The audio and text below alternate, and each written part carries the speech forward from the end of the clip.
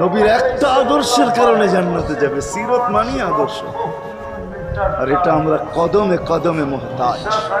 কেননা এই ছোট জীবনটা যদি গ্রহণযোগ্যতা পর্যন্ত পৌঁছাইতে হয় আল্লাহর কাছে, চাই নারী হই, চাই যুবক হই, চাই বৃদ্ধ হই, যেই মানুষই হই না কেন, যেখানেরই হই না কেন, যেই বাসারই হই না কেন, যেই বর্ণেরই হই না কেন, যেই পেশারই হই না কেন, যেই সোসাইটিরই হই না কেন, এই জীবনটাকে যদি গ্রহণযোগ্যতা পর্যন্ত পৌঁছাইতে হয় কার কাছে? দুনিয়াওয়ালাদের কাছে না, মালিকের কাছে, যিনি এক ফোঁটা পানির থেকে অস্তিত্ব দিয়েছেন, যার কাছে আবার আমাদেরকে ফিরে যেতে হবে।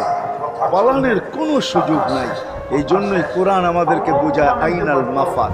আল্লাহ বলতেছে কোথায় ভাগবে তুমি, বলো কোথায় ভাগবে?